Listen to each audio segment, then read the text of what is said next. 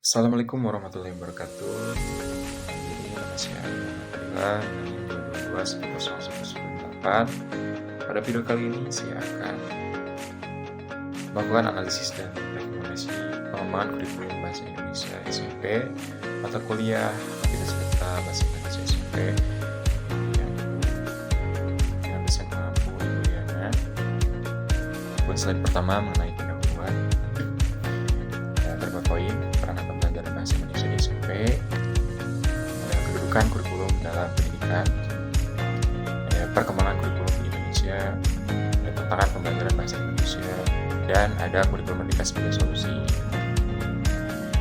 Maksud dengan peranan pembelajaran bahasa Indonesia di SMP itu pada pembelajaran bahasa Indonesia di jenjang SMP memiliki peranan penting dalam membentuk keterampilan komunikasi, literasi, dan karakter generasi muda. Melalui pembelajaran ini, siswa dilatih untuk mampu berbicara, membaca, menulis, dan mendengar dengan baik, sekaligus membangun budaya literasi yang kuat. Selain itu, pembelajaran bahasa Indonesia juga berkontribusi dalam menanamkan nilai budaya dan identitas bangsa sebagai bagian dari pembentukan karakter siswa. Yang maksud dengan kedudukan kurikulum dalam pendidikan itu, kurikulum berperan sebagai pedoman utama dalam penyelenggaraan pendidikan. Ia mengatur arah tujuan dan pendekatan pembelajaran untuk memastikan tercapainya hasil pendidikan.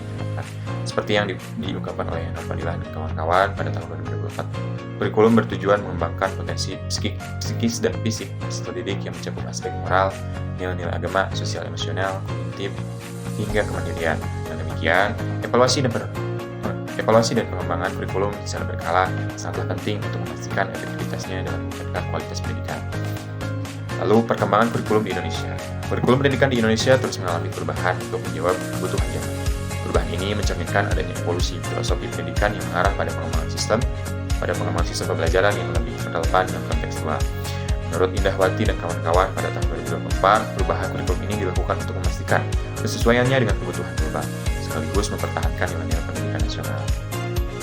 Lalu, tantangan pembelajaran bahasa Indonesia.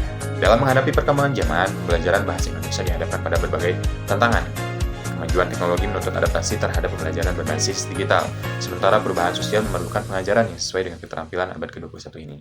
Selain itu, persaingan global mendorong kurikulum bahasa Indonesia untuk tetap relevan dan kompetitif di tingkat internasional.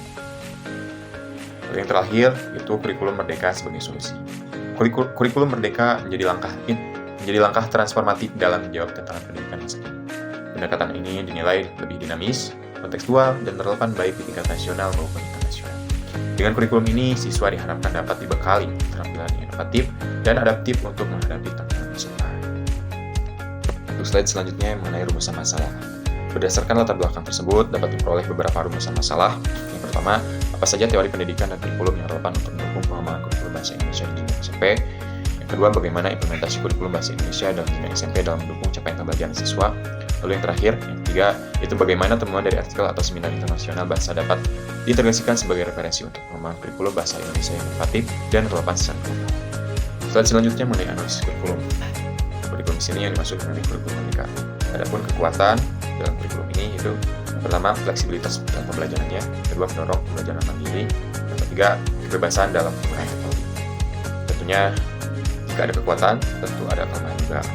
Ada kelemahan daripada kurikulum merdeka ini. Pertama, belum merata dalam penerapannya, kesiapan guru, keterbatasan sumber daya, dan juga materi pembelajaran tidak tersampaikan secara optimal. Dalam seminar internasional yang digelar oleh Program Studi Pendidikan Bahasa dan Sastra Indonesia IKIP Sulawesi, narasumber Jeffrey Gelf menyatakan bahwa reformasi kurikulum berperan penting dalam pendidikan bahasa. Menurut dia, bahwa kurikulum berfungsi sebagai panduan untuk menentukan apa yang diajarkan dan bagaimana cara pengajarannya.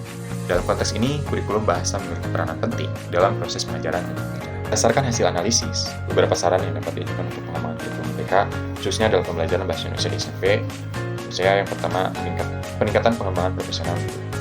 Program pengembangan profesional guru perlu ditingkatkan secara berkelanjutan untuk memastikan kesiapan mereka dalam mengimplementasikan kurikulum merdeka dengan efektif. Pelatihan dan workshop yang berfokus pada keterampilan pedagogi, teknologi pendidikan, serta pembelajaran yang berbasis kompetensi sangat penting untuk meningkatkan kualitas pengajaran. Kedua, pemerataan infrastruktur dan fasilitas pendidikan. Pemerataan infrastruktur dan fasilitas pendidikan, khususnya di daerah terpencil, harus menjadi prioritas utama.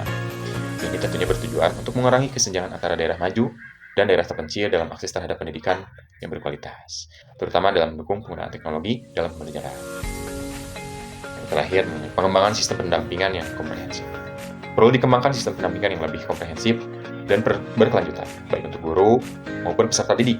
Sistem ini akan memastikan bahwa implementasi kurikulum merdeka dapat berjalan dengan baik di seluruh wilayah Indonesia, serta memberi ruang bagi inovasi dan perbaikan terus-menerus dalam proses pembelajaran. Dapat ditarik kesimpulan bahwa dalam analisis terhadap kurikulum merdeka dalam pembelajaran bahasa Indonesia di tingkat SMP, tentunya menunjukkan adanya tekanan positif dalam sistem pendidikan Indonesia.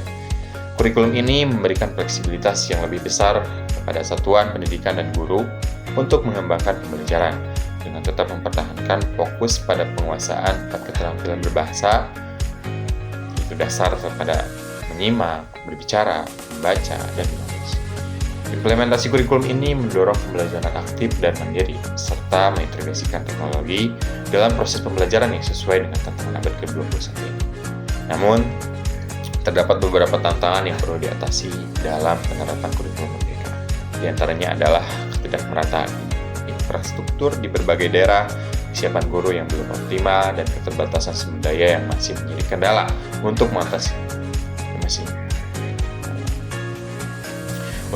mengatasi hal ini diperlukan upaya peningkatan fasilitas pendukung serta pelatihan bagi para guru agar dapat mengimplementasikan kurikulum secara lebih efektif. Perbandingan dengan sistem pendidikan internasional seperti di Finlandia, Jepang, dan juga Cina menunjukkan bahwa meskipun kurikulum merdeka sudah memiliki kemajuan yang signifikan, Indonesia masih perlu melakukan penyesuaian dalam beberapa aspek, misalnya dalam peningkatan rasio guru antar siswa, penguatan otonomi guru, dan penciptaan keseimbangan antara standarisasi dengan ruang untuk kreativitas dalam pembelajaran. Pembelajaran dari negara-negara tersebut dapat memberikan inspirasi bagi Indonesia dalam mengembangkan kurikulum yang lebih adaptif dan relevan dengan kebutuhan peserta didik. Demikian yang dapat saya sampaikan. Mohon maaf apabila terdapat kesalahan dan penyampaian tutur kata yang kurang berkenan. Terima kasih atas segala perhatian. Wabillahi taufiq wal hidayah. Wassalamualaikum warahmatullahi wabarakatuh.